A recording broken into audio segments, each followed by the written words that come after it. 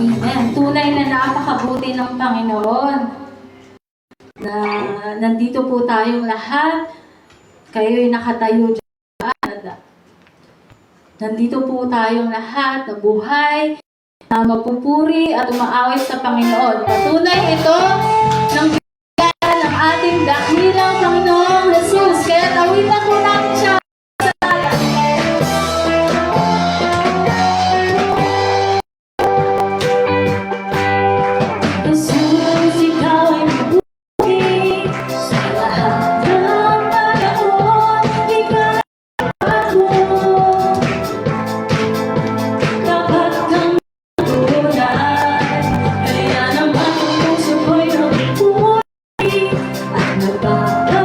Salamat sa iyo.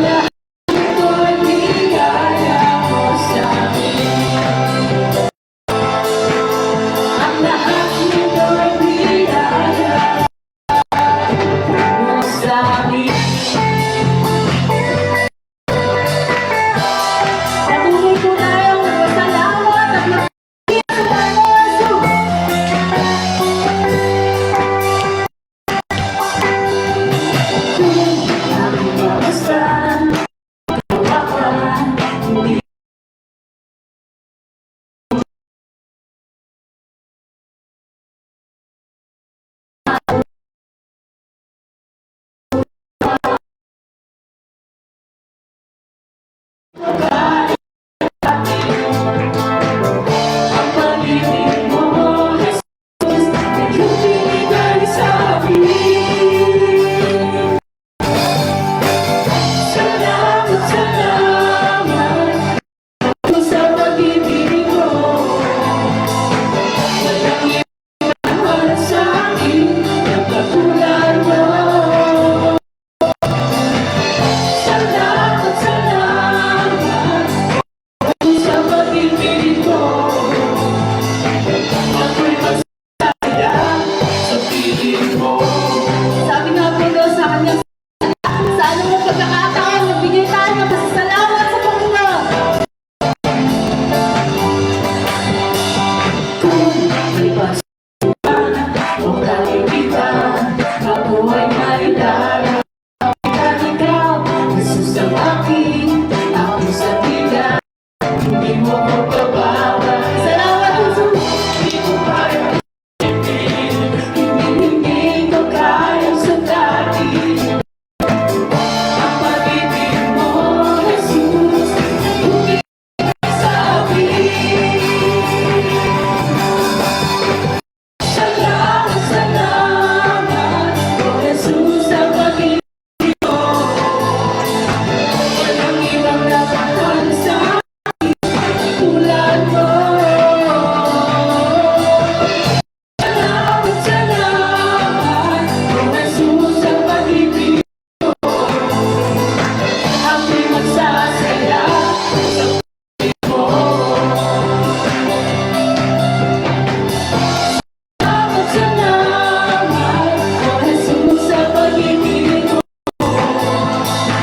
Walang ibang nagmahal sa akin tulad mo. Salamat, salamat, oh Jesus, sa pag-ibig mo.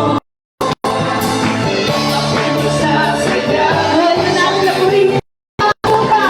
Hallelujah! Buhay ko na, piliin ka. Buhay ko na sa'yo'y sumpa. Walang ibang naiisip pa, kundi pasalamat ka. Buhay ko na, piliin ka. Buhay ko na sa'yo'y sumpa. Walang ibang naiisip.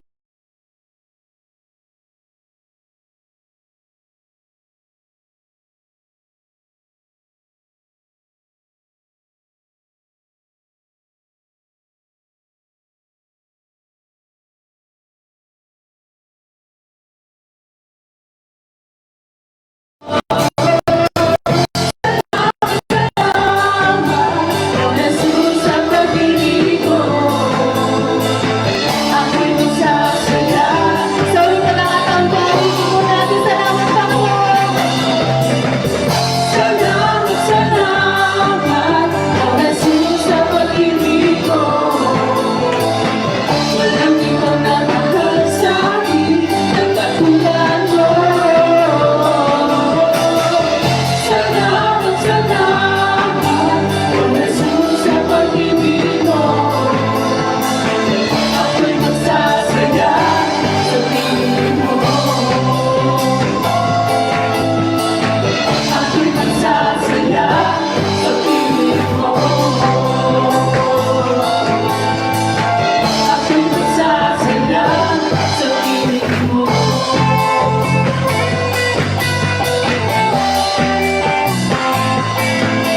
Kaya Panginoon, purihin ka. Walapiin ka na lahat ng iyong lingkod, Panginoon. Dinadakila ka namin at pinagsasalawat. Purihin ka, Panginoon. Amen. Grabe, Panginoon.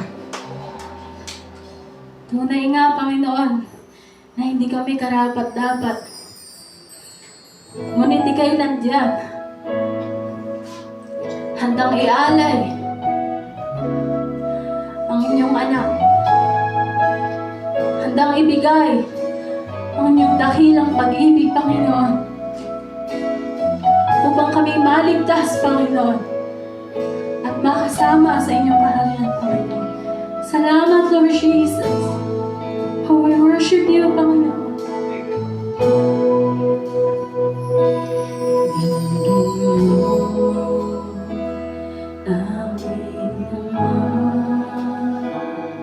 Itong dalangin na aming Panginoon,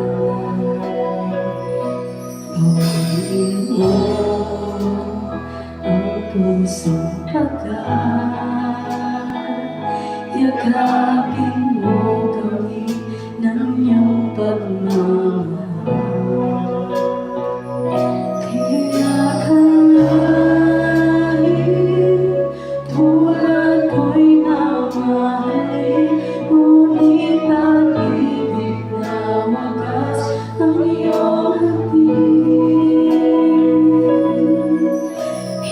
Hindi kami karapat-dapat,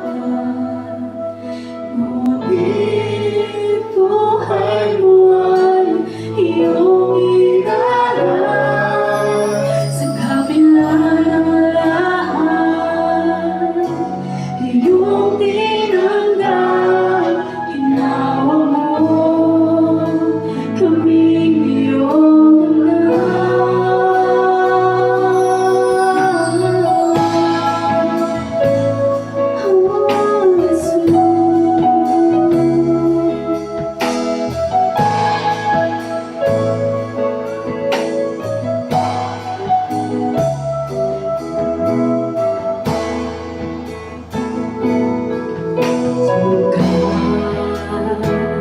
tinagkukulang, pag-ibig mo'y sapat sa amin kailan pa man. Lumatabi, umaambang, kagandahang loob na sa amin nagligtas. Di akalain, tulad ko'y mamahalin, ngunit pag-ibig na wagas ang iyong hatid. Di akalain, tulad ko'y mamahalin, ngunit pag-ibig na wagas ang iyong hatid. Hindi kami karapat-dapat, ngunit buhay mo ay iyong inalay. Sa kabila ng lahat, iyong tinanggap, ginawa mo kaming iyong anak. Hindi kami karapat, ngunit nandyan ka upang aharin mo kami sa inyong gabi, Panginoon. Buhay mo ay iyong inalay. Kabila ng lahat, iyong tinanggap, ginawa mo kaming iyong anak.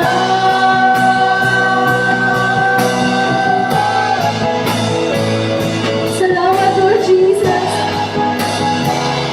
Walang sapat na salita ang nag-describe, Panginoon, ng iyong katapanan sa aming buhay, Panginoon. Pinupuri ka namin at dinadakailan, Panginoon. Salamat, Lord Jesus. Salamat sa inyong tumunan, Panginoon, at kami naligtas. Salamat sa inyong biyaya, Panginoon, at dahil na kami ang nakakapagpuri, Panginoon. Salamat, Lord Jesus. Salamat, Panginoon ka namin. Salamat at Diyos sa mga namin. Salamat at kaibigan ka namin, Panginoon. Tulad ko'y mamahalin, ngunit pag-ibig na wagas ang iyong hatid. Awitin po natin ang katatahan ng iyong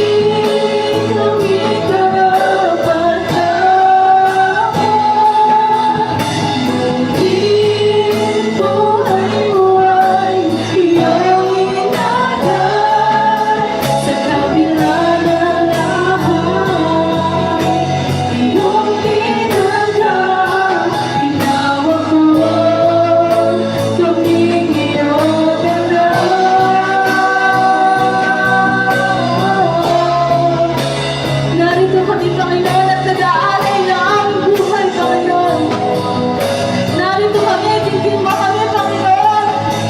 Makarating na ang aming tinig sa inyong kaharian sa taas, Panginoon. Iyakap po kami kahit marami kami, Panginoon.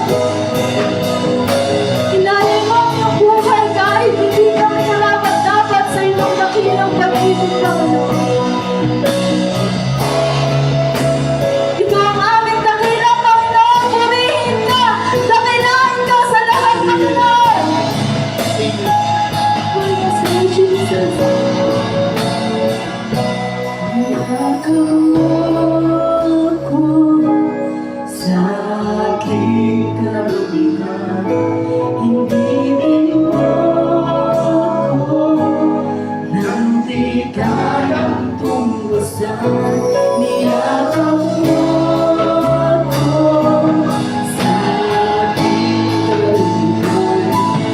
Hindi mo ako nang di kayang tunggusan.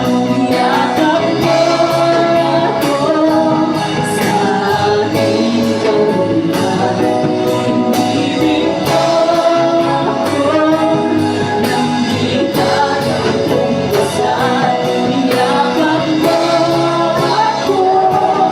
sa aking kalubigan. Hindi mo ako nang di kayang tunggusan.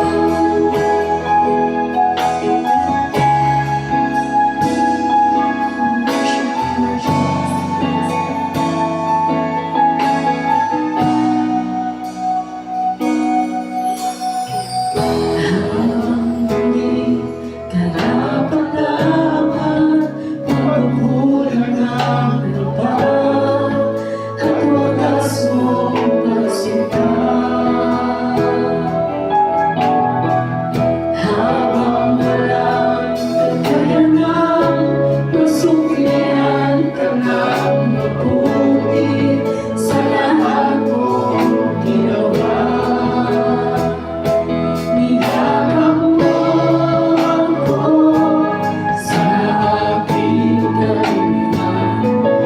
Hindi mo ako nang di kayang tunggusan.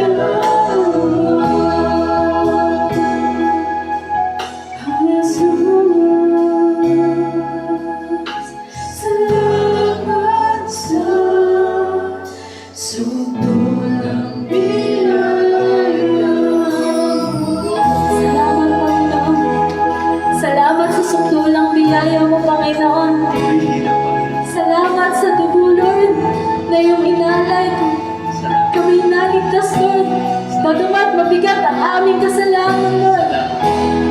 Salamat, Lord. Salamat, Panginoon. Salamat, Ikaw ang aming Panginoon, Lord. Ano pa ang aming hahangarin, Panginoon? Binigay mo na ang lahat, Panginoon. Binigay mo na sa amin ang lahat, Lord Jesus. Wala na kaming nanaisin ka, Panginoon. Ikaw ang aming kalakasan, Panginoon.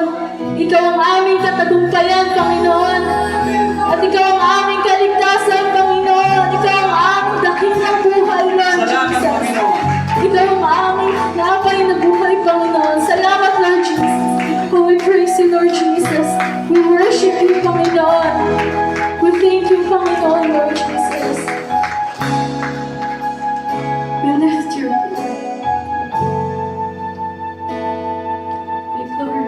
Tayo po'y manalangin. Panginoon, salamat nga po sa umaga na ito. Salamat po sa biyaya na walang hangganan, Panginoon. Salamat po sa biyaya ng buhay.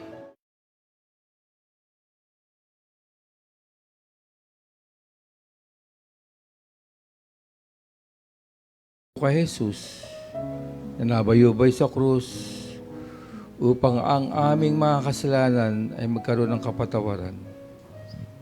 Salamat po sa umagang ito sa iyong bayan, sa iyong mga anak na nandito ngayon upang sumamba sa inyo, Panginoon.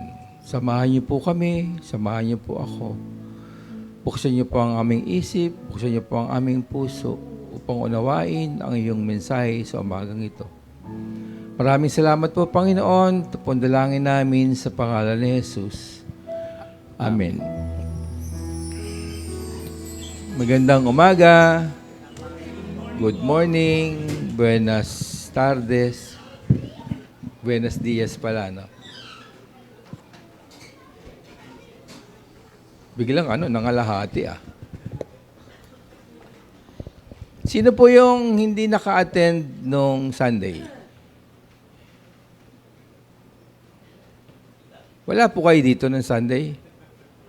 Wala din po ako dito Andun po tayo lahat sa dako po ng Montalban at nagdiwang po tayo ng ika-62 taon ng People's Missionary Church. Bago po ako magsimula, sa mga leaders, may meeting po tayo sandali mamaya pagkatapos po ng gawain. At malaking buwan ang buwan ng Nobyembre. Bakit po? Sa mga nagtatrabaho, ano meron? Bonus daw. Tama po yun. Kasi yung Christmas bonus, yung 13-month pay ba yun? O 14-month pay o 16-month pay, ay binibigay po ng November. Pero hindi po yun ang malaking balita. Ang November po ay may 5 linggo. Unang linggo po ngayon, next week po, siyempre second Sunday, tama po, Sa November 30 ay ating pong, So, kayo po ay maaring mag-invite ang inyong mga kilala para po samahan tayo, saluhan sa ating 45 years of existence. Kalibre 45. Matagal na po, Sige po. Ngayong umaga, pinag-iisipan ko kung ang tatalakayin ko ay yung nakaraang araw. Ano po ba yung kahapon? Sino po nagpunta sa Campo Santo?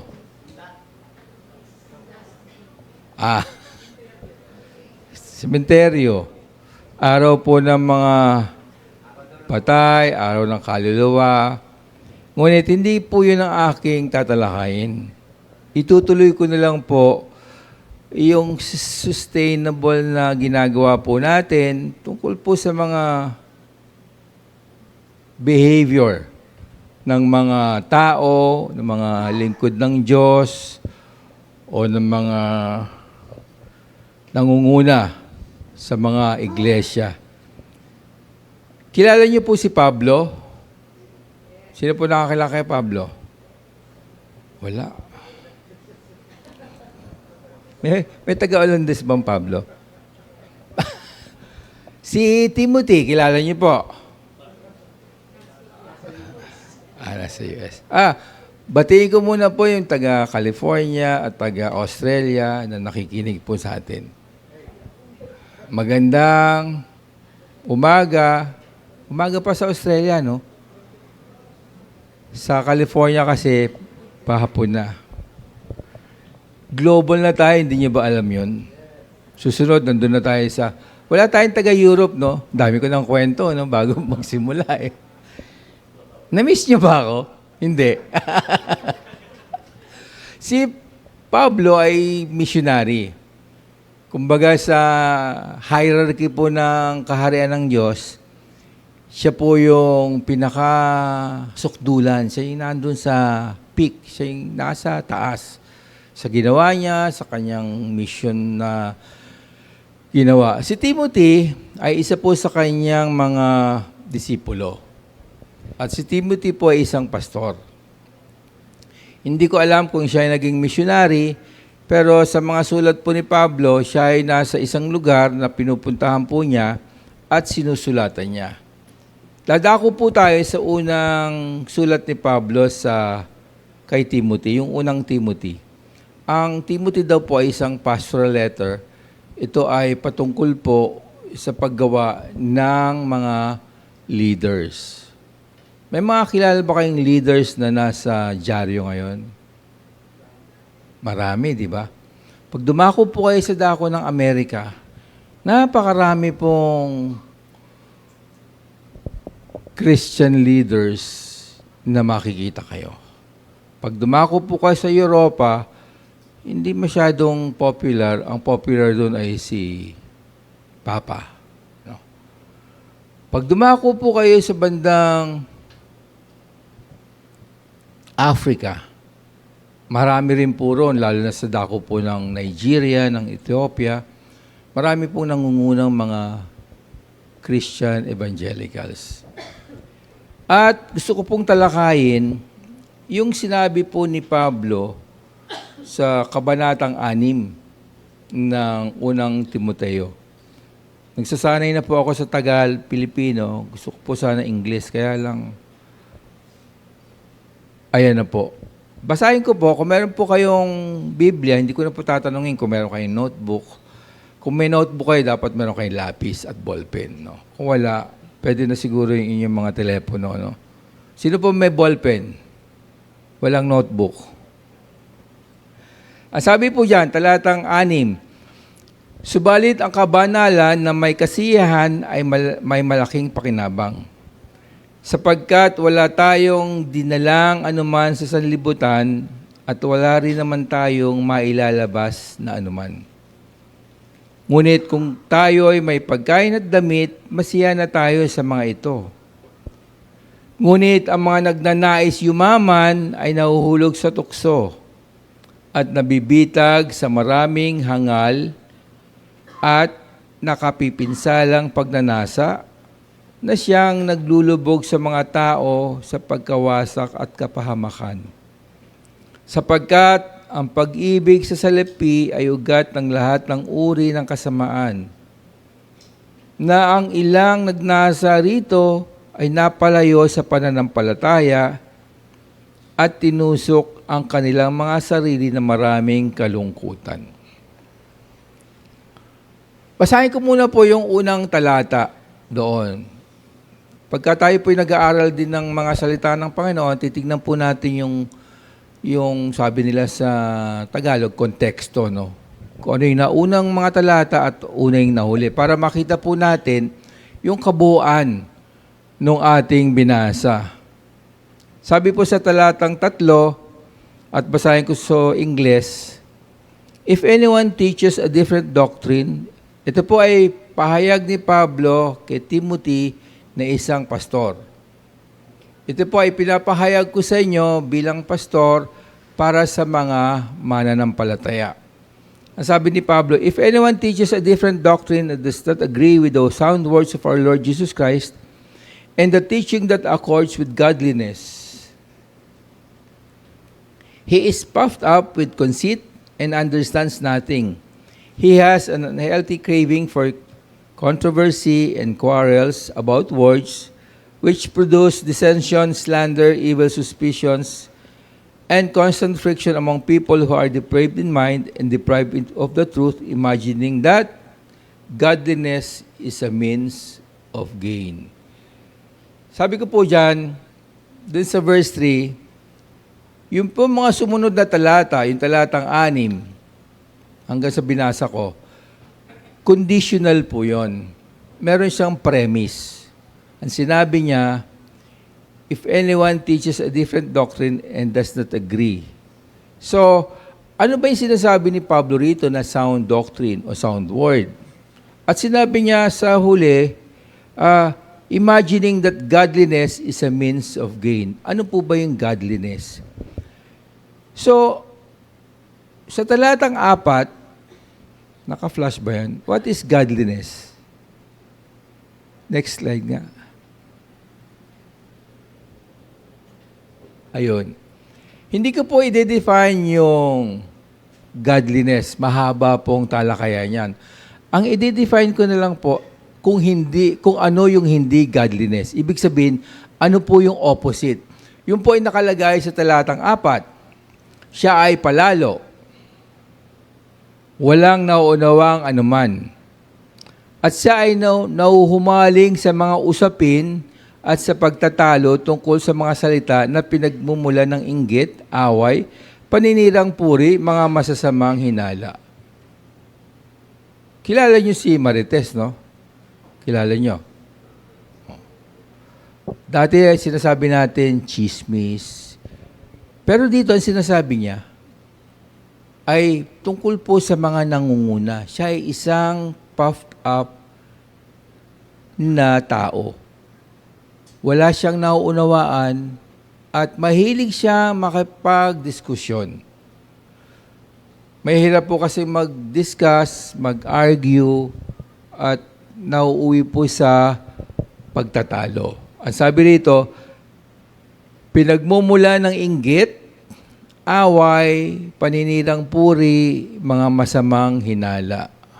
Sabi rin sa English, dissension, slander, and evil suspicions. Yan po yung premise ni Pablo. Dahil daw hindi nila alam kung ano yung sound word o yung sound doctrine. Sa amin po mga sila atin ng seminar, madalas pong binabanggit, yung, ano po ba yung sound doctrine? Digress muna tayo ng konti. Kung meron po kayong Biblia, sa unang Korinto po. Ang sabi ron, unang Korinto, kabanatang 15, talatang 3 hanggang 5. For I delivered to you as of first importance what I also received, that Christ died for our sins in accordance with the Scriptures, that He was buried, that He was raised on the third day in accordance with the Scriptures, and that He appeared to Cephas, and then to the 12. So ito po yung pinaka-sound doctrine na tinatayuan natin.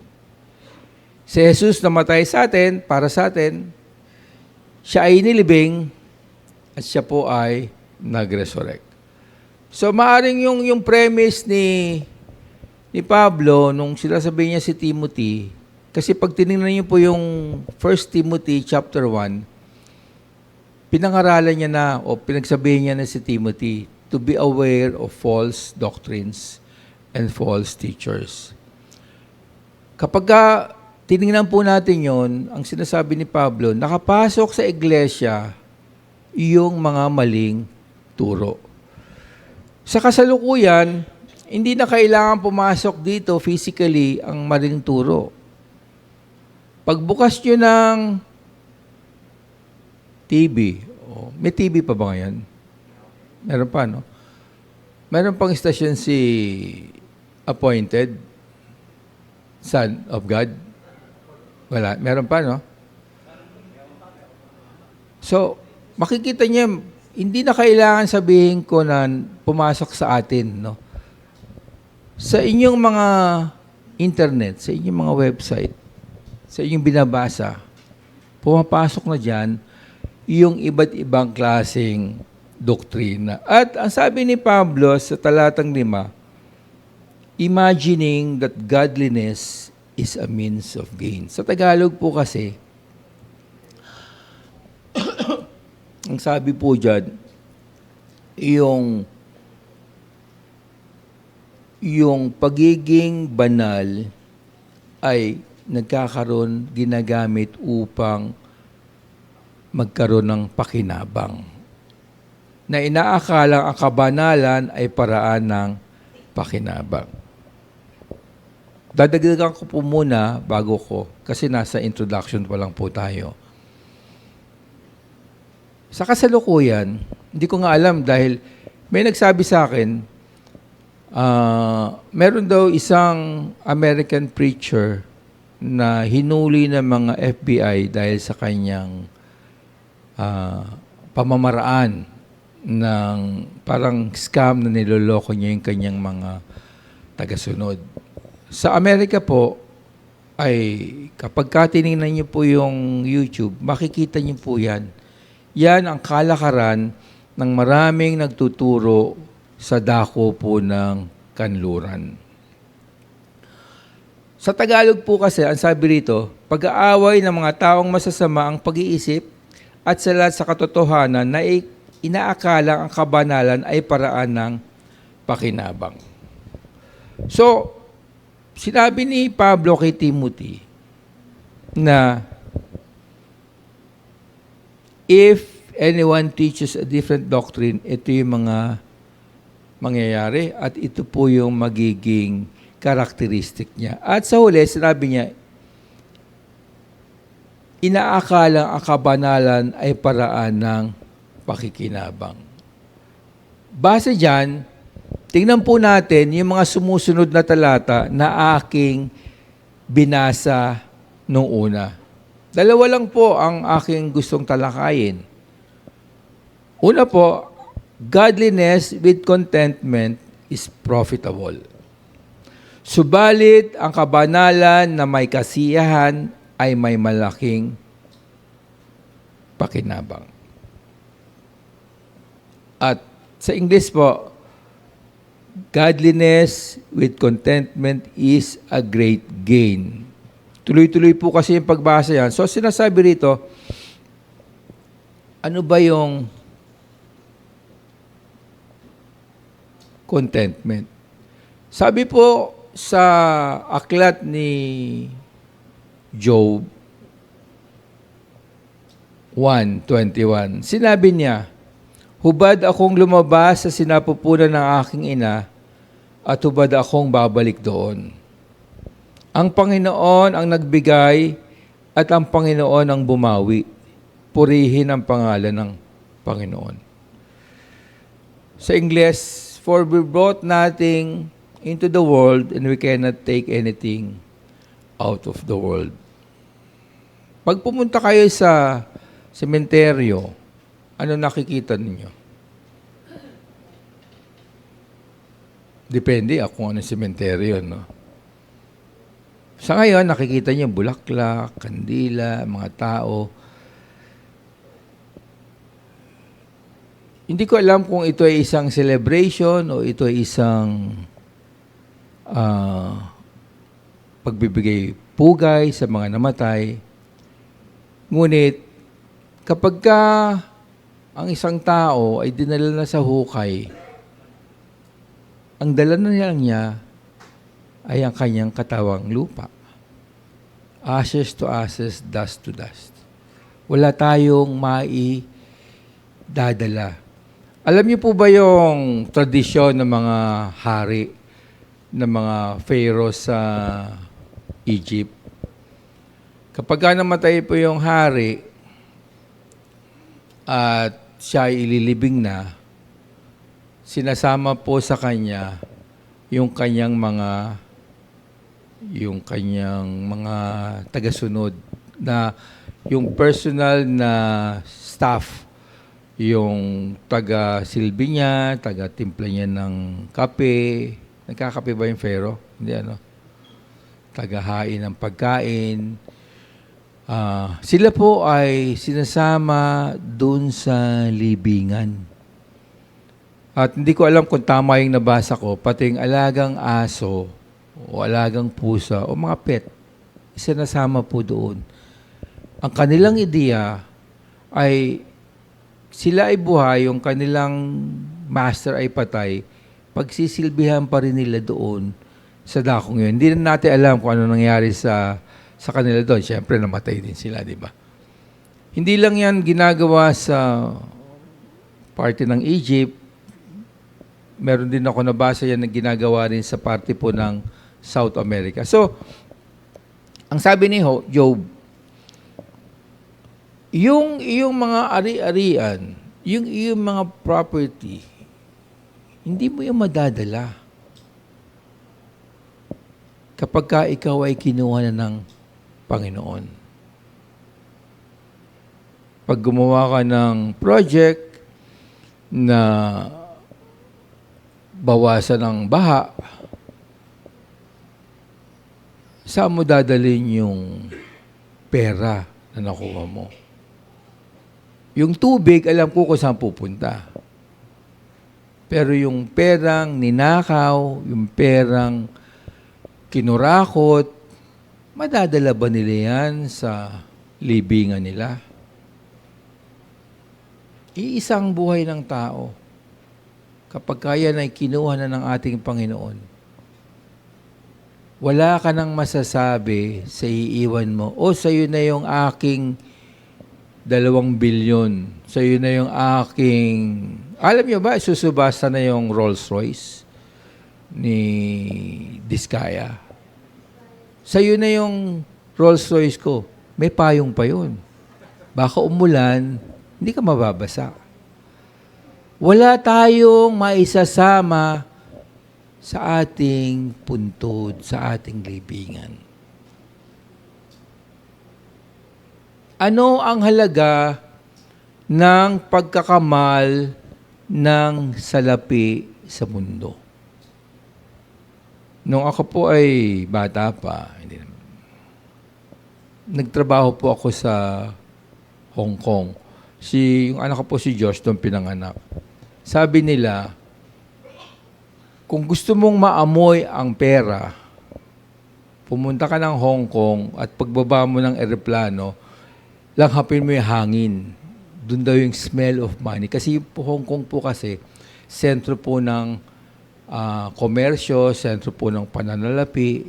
Nung panahong nandun po ako ay meron po mahigit na 500 bangko na international na nakalagak sa Hong Kong. Sabi nila, pagbaba mo ng eroplano, langhapin mo yung hangin, yun ang amoy ng salapi. Ang buong mundo po ay driven to accumulate material possession. Huwag na po tayong magpaligoy-ligoy. Tayo rin po kasama dyan. Nagkataon lang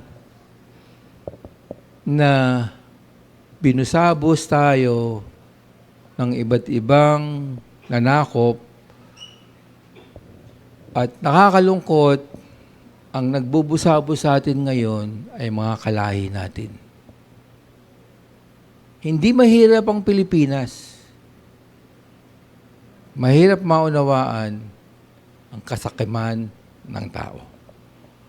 Ang sabi ni Pablo, ano ang sukat ng sapat na? What is the measure of contentment? Simple lang ang sinabi niya. Ngunit kung tayo ay may pagkain at damit, masaya na tayo sa mga ito. Parang hindi naman yata applicable ngayon yan. Paano na lang yung aking cellphone? Diba? Sino po ang walang cellphone? Kita nyo, walang nagtaas. Ibig sabihin, meron kayo lahat. But if we have food and clothing, with this we will be content. Simple yung sinasabi niya, pero ito po ay isang fundamental aspect ng tao. Nung pong unang-unang panahon, siyempre, nag-evolve ang civilization, di ba? Doon sa isang subject ko nga na tinuturo, pinatalakay ko sa aking mga estudyante, ano yung mga highlights ng invention over the years para makita po natin paano umusbong, paano lumusong ang tao. Sa ngayon, ang pinaka-latest ay, ano ang latest ngayon, Pastor? AI, di ba? Bago niyan, sinong gumagamit ng ChatGPT? Balik ako sa akin, tinatalakay. Sabi ni Pablo, kung kayo'y may pagkain at damit, masiyahan na kayo sa mga ito. Naalala ko yung kwento nung isang, hindi ko alam kung si Manny Panghilinan, nung na-take over niya yung PLDT. Ang PLDT po, ang may-ari ay si mga kuwang ko dati. Nagpunta siya sa basement, nakita niya, siguro mga 30 o 50 kotse yun. Sabi niya, anong gagawin niyo sa mga coaching to? Pinagbili niya lahat yun. Maraming tao, may mga bahay sa Manila, may bahay sa Tagaytay, may bahay sa Los Angeles, may bahay sa New York. So, titira mo yon, ubus na oras mo. Ibig sabihin, ano yung level na dapat kontento na tayo? Tingnan po natin yung isang isang researcher noong 1950s. Ang pangalan niya po ay si Maslow. Meron po siyang ginawang hierarchy of needs, no? Na katumbas ng pangangailangan ng tao sa kasalukuyan. 1950s po yung ginawa. Nakikita niyo po ba? Pero nung sinabi ito ni Pablo, year 63, at sinabi niya, yan lang ang kailangan niya. Sabi ni Maslow rito, merong 3 level ng pangangailangan ng tao. Yung una, yung pinakababa, yung physiological needs. Yung food, yung water. Kung nandun ka sa kanluran, kailangan mo ng heater kasi merong winter. Dito sa atin, hindi natin problema yon, no? Kasi marami rin namamatay sa kanila na walang pang-init sa katawan kung wala po silang heater sa kasagsagan po ng winter. So, yan po yung una. Pag yan ay na-attain mo na, ang susunod mong pangailangan ay yung security, yung safety. Ako ba ay secured? Ako ba ay may tamang kaligtasan? Kagabi, may news sa dako po ng Brazil, ni-raid ng mga pulis yung isang area na kung saan andun po yung mga sinasabi nilang drug traffickers o ano. Mahigit 130 po yung napatay. At sabi ng mga nag-uulat ay maraming civilian na nadamay. So, kayo ba ay secured? Kayo ba ay may kaligtasan? Hindi naman kaligtasan, na may pakiramdam na kayo ay ligtas. Nung kami po ay nasa Hong Kong, makikita po namin ng mga pulis, wala pong baril. Meron lang pong radyo. Nung nagbiyahe naman po kami sa dako po ng Japan, wala naman kami nakikitang pulis. Ibig sabihin, mas safe. Dito may nakikita po pa kayong pulis? Marami, di ba?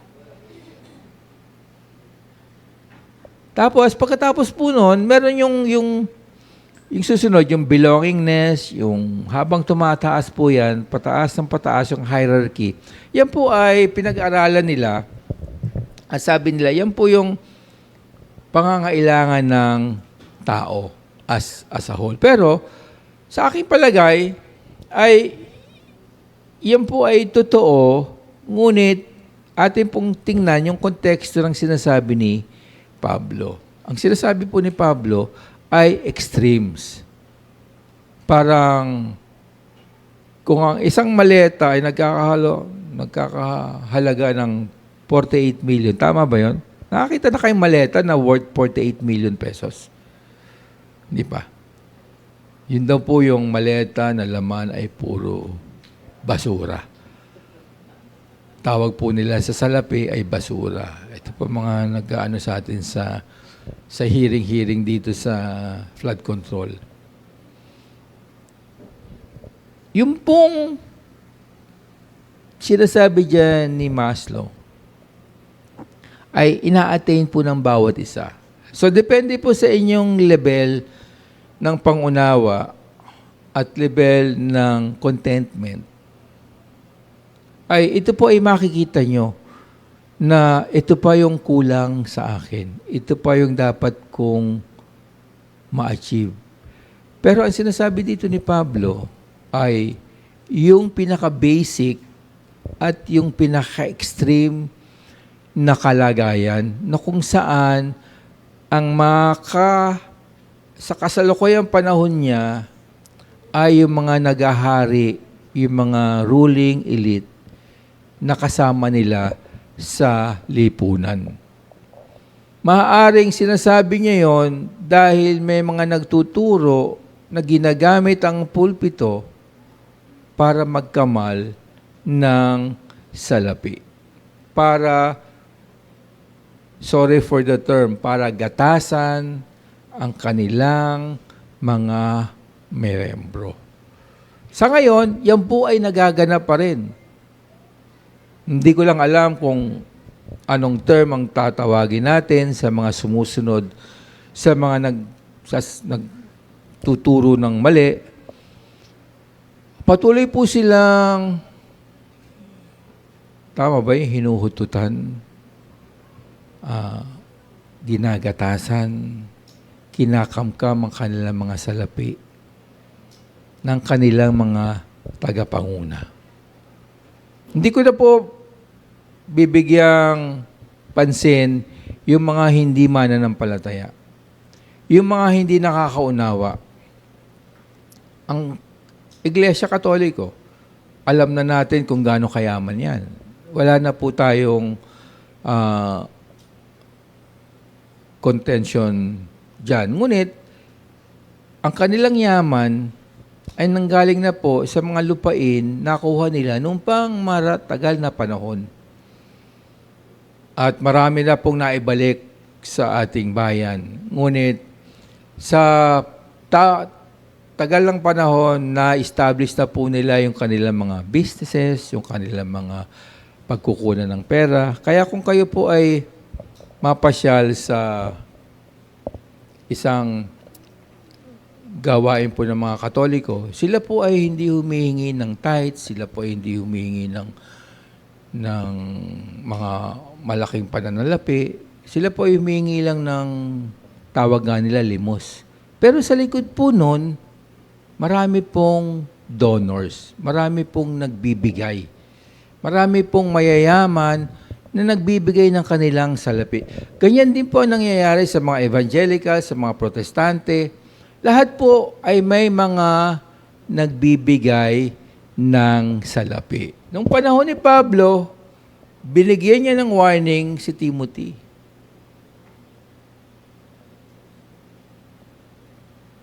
Hindi gagamitin ang pulpito sa pagpapayaman ng isang lingkod ng Panginoon. Ito po ay opposite ng nangyayari ngayon sa dako po ng Amerika, sa dako po ng Pilipinas, lalo na po yung nagtuturo ng mga kulto. Bakit yumaman si Kibuloy? Bakit yumaman ang dating daan? Ang dating daan daw ay bago na ang pangalan, Likong Daan ay. Hindi ko alam ibig sabihin MCGI, basta bago yon. Yung kasama namin doong retreat, ang kwento nga niya ay si Eli Soriano raw hindi rin humihingi ng tithes. Pero pagka nagbigayan sila, nagbibigayan titulo ng lupa, titulo ng siguro ng mga malalaking bagay, o kaya sasabihan kanya, ikaw, Josh, magbigay ka ng 5 milyon, kailangan ko ng ganitong bagay. Ikaw, Pastor Olan, bigyan mo ko ng 3 kotse, kahit maiwan sa'yo isa. Yun yung binibigyan warning. Pag tinignan po natin, maaring noon hindi natin alam yung kalagayan, pero ngayon makikita po natin na tama yung sinasabi ni Pablo. Ang sukat, ano po ba ang sukat ng contentment? Ngayon, may isang presidente po ng Amerika, ang sabi niya, ang gusto niya lang, magkaroon ng ng manok. Ano ba yung manok? Chicken, no? Sa pagkainan ang bawat pamilya kada gabi. Parang gano'n yung konteksto. Kasi taghirap nun sa US, depression, yung isang presidente, parang gano'n ang sinabi niya na ang pangako ko sa inyo ay magkaroon kayo ng sapat na pagkain. Ang measure niya ay chicken. Naalala ko na eleksyon, 20 pesos yung bigas, di ba? Palay pa lang yata ang presyo nun eh. Anyway, so magkano na ba ang bigas ngayon? Pinakamura, 30. Wala pa rin 30? 40. O, say 40, okay na yan. Inflationary. So, nung kampanya, 20, over 3 years, nagkaroon ng inflation. Ang sinasabi lang, ano ang level ng iyong contentment? Ito po ay mahalagang unawain natin, address sa akin address kay Pastor Olan, address kay Pastor Dante. Sa amin po mga kapastoran. At pag nakarinig kayo ng mga nagtuturo na wala nang namutawi sa kanilang bibig, kundi pera, mag-isip po kayo. Ilabas nyo nga ang wallet nyo. Hindi, biro lang. Tanggalin nyo nga yung mga relo nyo. May ganun. Yan po ang kasakiman ng tao. Talatang 4, imagining that godliness is a means of gain. Using the pulpit or one's faith as a means to gain material possession. Pangalawang topic ko po ay the greed of man. Ngunit ang mga nagdanais yumaman, nako, mukhang abutin tayo ng Hindi na ako introduction Ngunit ang mga nagdanais, pakinggan nyo lang po kasi napakahalaga nung topic na ito para po sa atin, para po sa bawat isa. Ngunit ang mga nagnanais yumaman ay nahuhulog sa tukso at nabibitag sa maraming hangal at nakapipinsalang pagnanasa na siyang naglulubog sa mga tao sa pagkawasak at kapahamakan. Sapagkat ang pag-ibig sa salapi ay ugat ng lahat ng uri ng kasamaan na ang ilan nagnasa nito ay napalayo sa pananampalataya at tinusok ang kanilang mga sarili ng maraming kalungkutan. Sa talatang 10, hindi na po ito nangangahulugan lamang sa aming mga pastor. Ito po ay nangangahulugan na rin sa bawat isa. Ang sinasabi, for the love of money is the root of all kinds of evil. It is through this craving that some have wandered away from the faith and pierced themselves with many pangs. Sapagkat ang pag-ibig sa salapi ay ugat ng lahat ng uri ng kasamaan, nang ilang nagnasa rito ay napalayo sa pananampalataya, tinusok ang mga sarili ng maraming kalungkutan. Hindi po masama ang material possession. Hindi po masama ang salapi. Sabi ko nga kung gusto niyo makaamoy ng salapi, bili kayo ng ticket, puntang Hong Kong, pagbaba. Amoy niyo yung langit. Pero hindi niyo na kailangan pumunta ng Hong Kong. Punta kayo ng DPWH. Maaamoy niyo na yun. Diba? Pumunta kayo sa Valle Verde. Maaamoy niyo na doon. Pumunta kayo sa dako po ng North. Hindi ko na sabihin ko anong probinsya. Maaamoy niyo na rin ang pera. Mabango, di ba? Pero yung bagong pera, yung plastic, walang amoy Iba po yung amoy ng dating pera na parang papel. Yun po yung parang amoy din ng, hindi ko alam kung amoy ng libro o ano.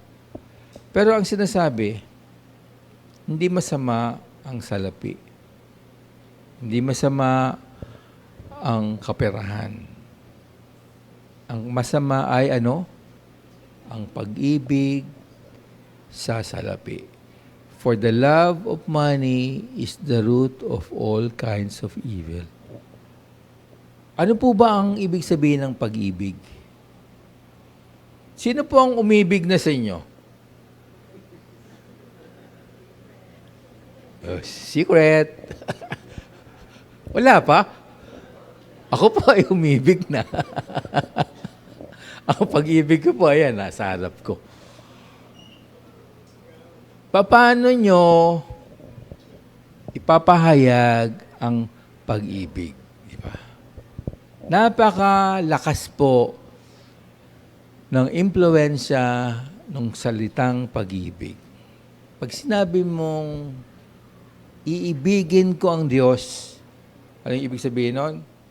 Handa kong sumunod sa Kanyang utos. Pag sinabi mong iibigin ko ang asawa ko, ay sinungaling ka. Ay, hindi. Lahat ay gagawin mo para ipakita yan.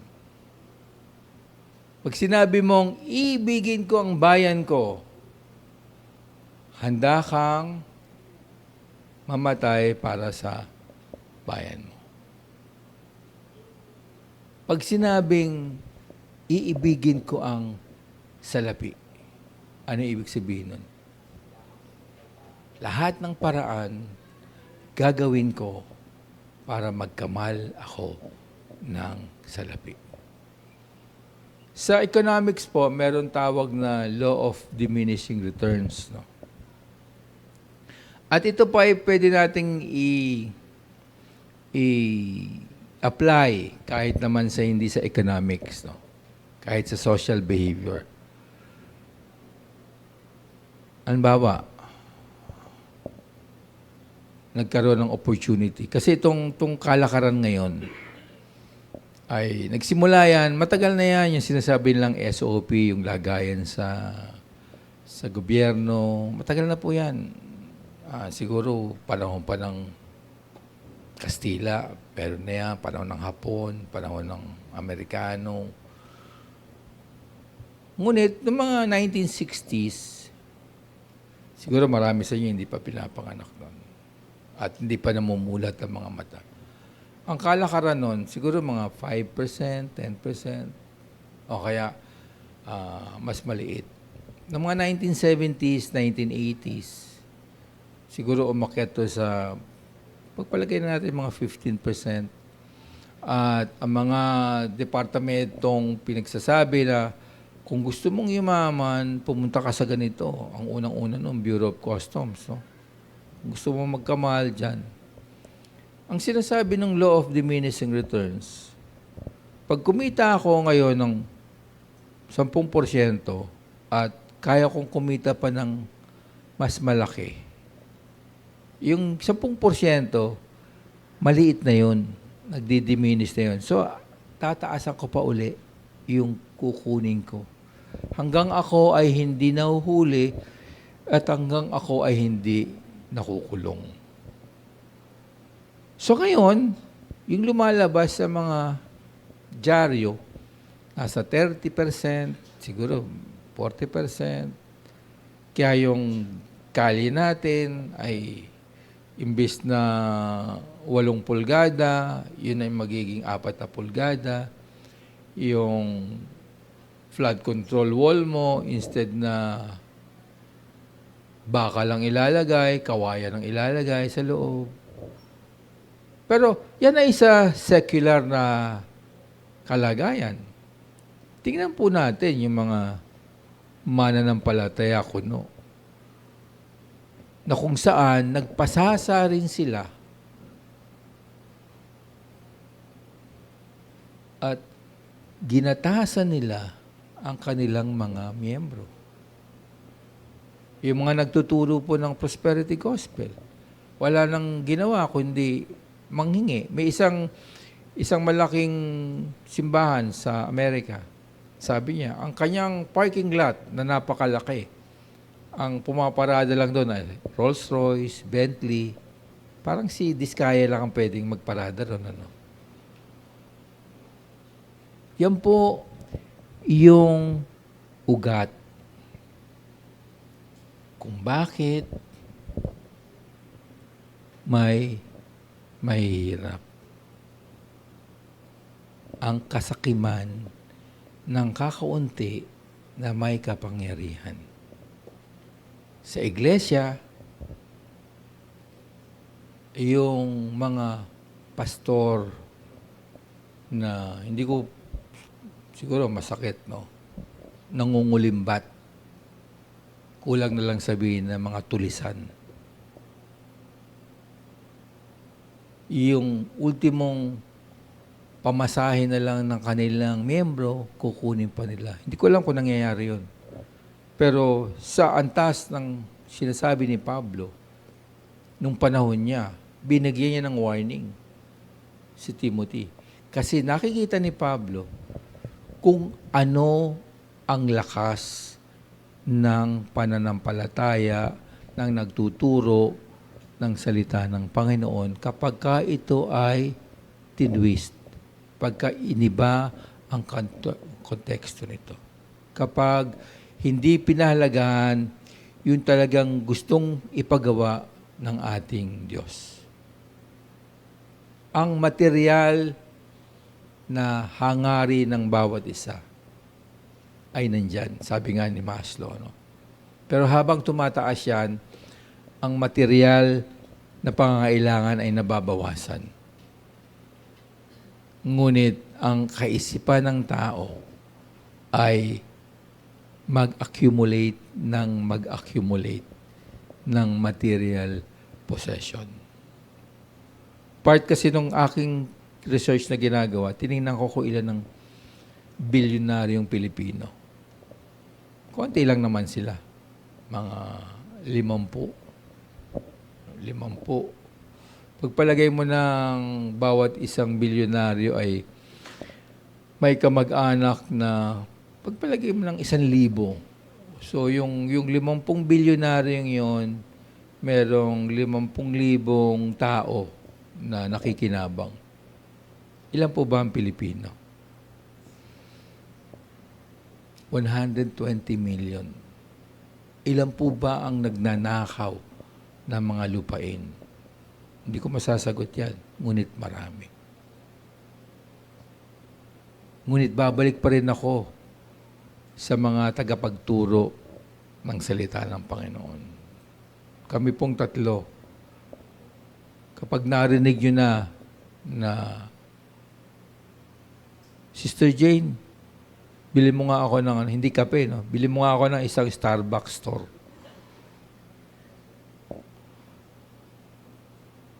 Ay, gusto kong magbiyahe sa Boracay. Mga ganon. Pag narinig nyo na sa amin tatlo, mag-isip kayo.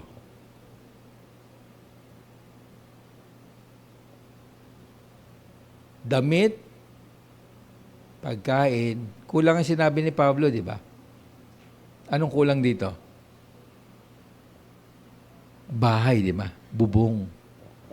So, kung kayo may pagkain at damit, dadagdagan ko lang at bubong, masiyahan kayo. Kasi, minsan nakita namin, natutulog sa tabi ng isang tindahan. Sa isang karton, meron lang, wala nga yata siyang kumot. Sa madalit sabi, wag natin ibigin ang salapi.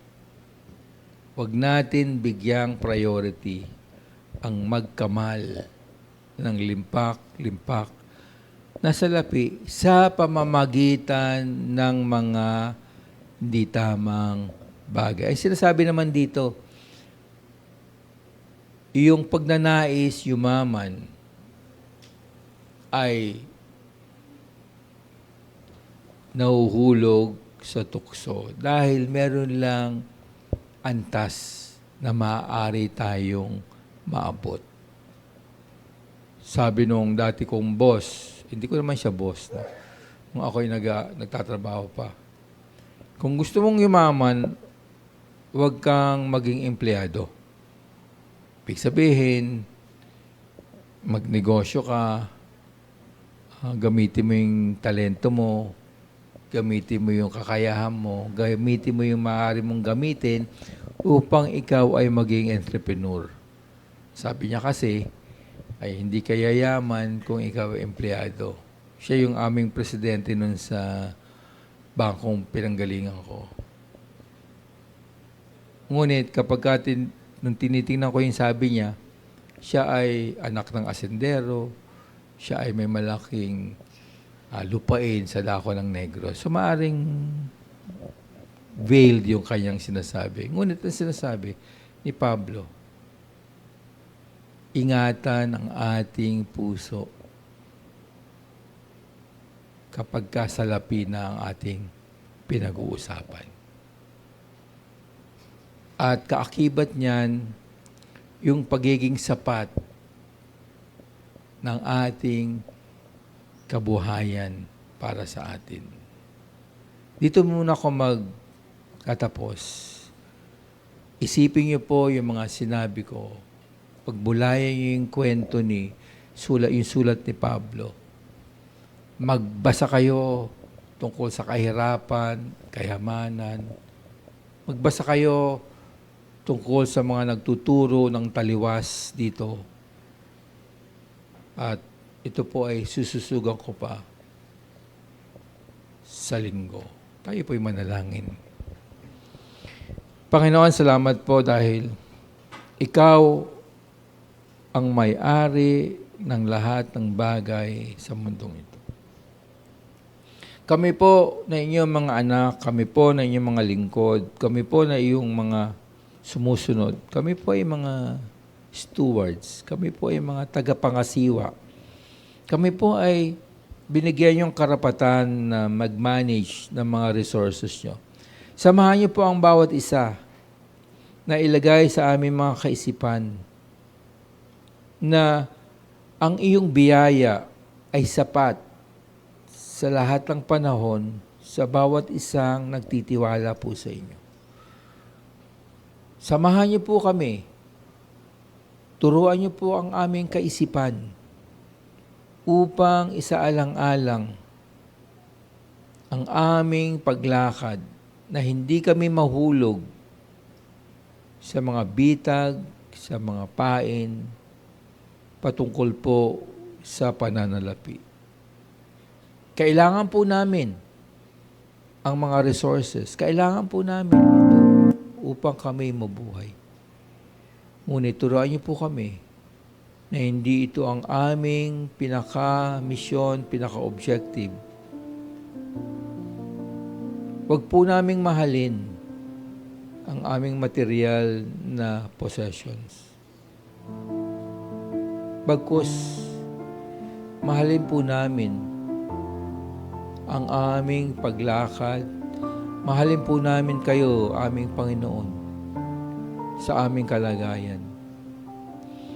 Maaaring ang aming kalagayan ngayon ay iba't ibang antas. Maaaring naghahangad po kaming ng magandang trabaho, magkaroon po kami ng sariling aming mga bahay, mga tirahan. Pakinggan niyo po ang aming iyak, Panginoon, ng iyong mga anak na materially nandun po sila sa laylayan. Materially, nangingailangan po. Dalangin ko po, kayo po ang magkaloob ng sapat para sa bawat isa. Para sa bawat isang pamilya na lalakad ng may pananampalataya. Panginoon, sabi niyo nga nung kayo nandito, ang mga mahihirap dito ay will remain. Tama po yun, Panginoon. Ang ipinapanalangin ko po ngayon, ang nandito po sa loob ng sanktuaryong ito, Panginoon, ang mga pangangailangan nila sa kani-kanilang mga sarili, sa kani-kanilang mga pamilya, sa kani-kanilang pinanggalingan.